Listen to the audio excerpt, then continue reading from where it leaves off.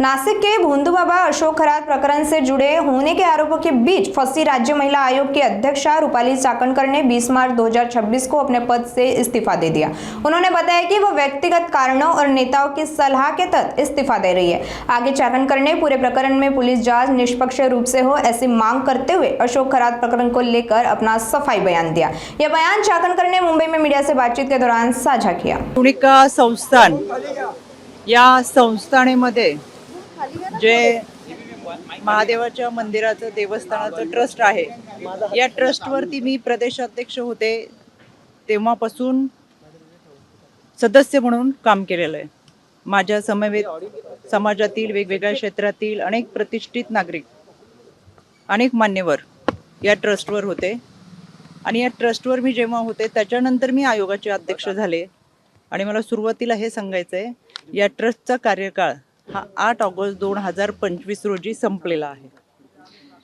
खरं तर समाजामध्ये आपण आयुष्य जगत असताना कोणाला ना कोणाला गुरु मानत असतो। खरात पती पत्नीला माझ्या परिवाराने गुरु मानलं, आम्ही गुरु मानलं आणि काही वेळा तिथं होत असलेला कार्यक्रम, मग तो महाशिवरात्रीचा असेल, गुरुपौर्णिमेचा असेल, या कार्यक्रमाच्या निमित्तानं विद्यार्थ्यांच्या शैक्षणिक साहित्य वाटपाचा असेल, या निमित्तानं आम्ही उपस्थित राहत होतो।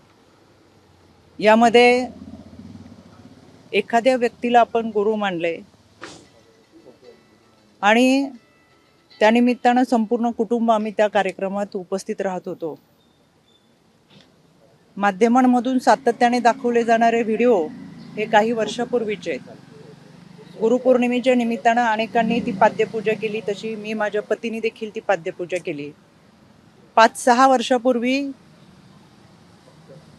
ज्यावेळेस आपण ज्या लोकांच्या संपर्कात असतो ते 5-6 वर्षानंतर एखाद्याचे कृत्य, एखाद्याची वैयक्तिक वागणूक, त्याचं वैयक्तिक आयुष्य याच्याबाबत आपल्याला कोणतीही सुत्राम कल्पना नसते। आज आपण ज्यांच्याबरोबर आहोत, जे आपल्याबरोबर आहेत, ते उद्या पुढे जाऊन कसं वागणार आहेत ही कल्पना आपल्या कोणाला नसते। त्याच्यामुळं मी ही घटना समजली त्यावेळेस मला तो धक्का बसला।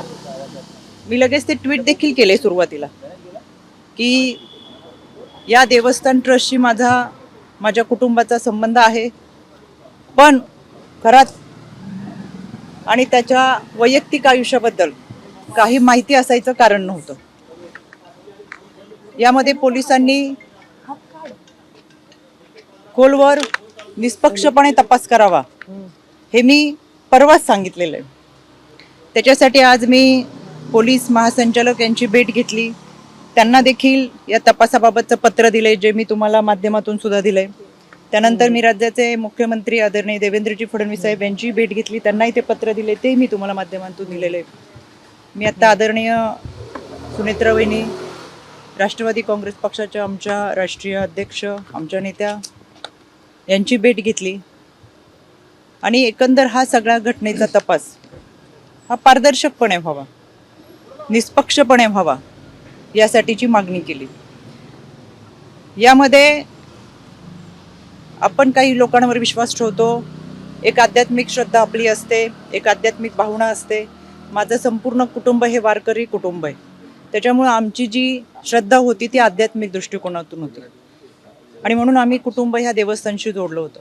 पण त्याची दुसरी जी बाजू आहे ती कधी आमच्या समोर आली नाही, काही माहीत असायचं कारण नाही। वर्षातल्या काही कार्यक्रमांना उपस्थित राहत असताना काही कालावधीसाठी आम्ही तिथं असायचो। त्याच्यामुळे जे काही घडले ते अत्यंत चुकीचे, अतिशय घाणेरडं कृत्य आहे। त्याचं कुठेही आम्ही समर्थन करणार नाही। पोलिसांनी त्याचा सखोल तपास करावा, आरोपीवर कठोर कारवाई करावी ही मागणी आम्ही महासंचालक असेल, आदरणीय वहिनी असतील, आदरणीय देवेंद्रजी फडणवीस असतील यांच्याकडे केलेली आहे। यामध्ये 2 गोष्टी मला प्रकर्षाने सांगायच्या आहेत। काल कोणी एक पत्रकार, खबरदार पुढारी यांनी त्यांच्या वर्तमानपत्रात एक बातमी दिली होती 19/3/2025 ला। ही बातमी आमच्या समुपदेशकांकडे आली। समुपदेशक त्या विभागामध्ये काम करतात, विभागीय समुपदेशक असतात, त्यांनी ही बातमी, त्यानंतर समुपदेशकाने त्यांना हे पत्र पाठवलेले 8 तारखेला आमच्या प्रकल्प अधिकाऱ्याने हे पत्र पाठवून त्या पत्रामध्ये स्पष्ट दिलंय की आपल्या पेपरमध्ये जी बातमी आली त्याच्यामध्ये बातमीमध्ये काही मोघम स्वरूपात छापलेली आहे, तर या प्रकरणामध्ये आपल्याकडे काही माहिती असेल तर सविस्तर आयोगाला कळवावी. दुसरं पत्र आहे पोलीस अधीक्षकांना की तुम्ही तुमच्याकडे जी काही माहिती असेल ती माहिती या अत्याचाराच्या संदर्भात असेल किंवा काही असेल तर आपण पोलीस स्तरावरती कारवाई करावी, भूमिका घ्यावी, जे काही असेल. त्यापूर्वी माझ्या ऑफिसमधून संबंधित पत्रकाराला फोन गेला होता की तुमच्याकडे अशी काही तक्रार असेल, अशी काही माहिती असेल तर तुम्ही पोलिसांकडे जाऊन तक्रार दाखल करा. यानंतर तिथं स्थानिक पोलिसांनी सांगितलं की कोणती माहिती नाही, कोणत्या महिलेची तक्रार नाही.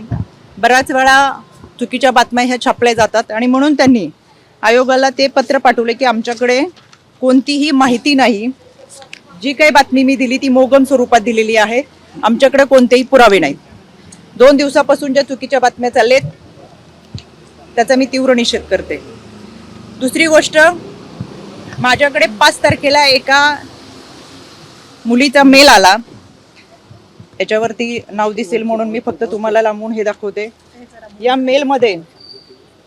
या संबंधित मेलमध्ये त्या मुलीने खरातच्या ऑफिसमध्ये पूर्वी काम करणाऱ्या एका माणसाच्या संदर्भात तक्रार होती. खरातचा यामध्ये कुठेही उल्लेख नव्हता. तातडीने त्याच दिवशी आमचं पत्र हे पोलिसांना गेलेलं आहे. मी स्वतः ॲडिशनल DG यांना ते पाठवलं आणि पोलिसांना आम्ही ते पत्र पाठवून जे कोणी असेल त्याच्यावरती तपास करावा असं सांगितलं. त्याची हेअरिंग सुद्धा हे पोलिसांचं पत्र. या तपासाची हेअरिंग 17 तारखेला माझ्या आयोग कार्यालयात लागली. या हेअरिंगमध्ये आम्हाला पोलिसांनी स्वतः पत्र दिलंय की याच्यामध्ये आम्ही कारवाई करतोय. कोणालाही, कुठल्याही व्यक्तीला, संस्थेला, कोणालाही पाठीशी घातलेलं नाही. पण तोपर्यंत खरातचं कुठेही नाव नव्हतं, पण त्यांच्याकडे काम करणाऱ्या माणसाचं नाव याच्यामध्ये होतं, तरी आम्ही कारवाईचे आदेश दिले होते. त्या अनुषंगाने आम्हाला तेजस्वी सातपुते त्यांचं पत्र आहे की आम्ही याच्यामध्ये कारवाई करतोय. हे पत्र आहे आम्हाला 17 तारखेला. 17 तारखेला यामध्ये जी तक्रार होती ती एका महिलेची कार्यालयामध्ये पूर्वी काम करणाऱ्या एका मुलाच्या संदर्भात होते. त्याच्यामुळे मला आवर्जून सांगायचंय की अशा पद्धतीने जे काही गोष्टी 2 दिवस चालू आहेत, चुकीच्या बातम्या चालू आहेत, एखादी व्यक्ती पुढे जाऊन कशी वागती, त्याचं कृत्य, वैयक्तिक आयुष्य आपल्याला कोणाला माहीत नसतं.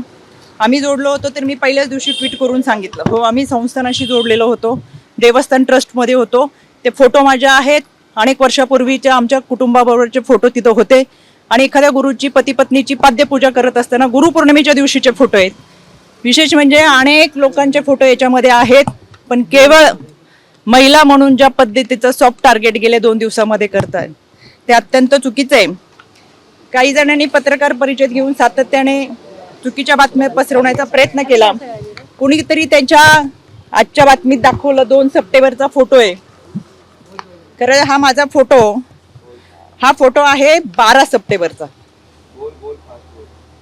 ह्याच्यावरची 1 तारीख पुढची खोडली आणि 2 सप्टेंबर दाखवलं आणि काहीतरी त्या दिवशी अमावस्या पौर्णिमा काहीतरी आहे असं चुकीचं दाखवलं. माझ्या आजही अकाउंटवर गेला तर हे फोटो असे आहेत, ते 2 सप्टेंबरचे नाहीत, ते 12 सप्टेंबरचे. दुसरी गोष्ट, 2 सप्टेंबरला आदरणीय अजितदादांच्या दौऱ्यात आम्ही होतो. हा माझा 2 सप्टेंबरचा फोटो आहे.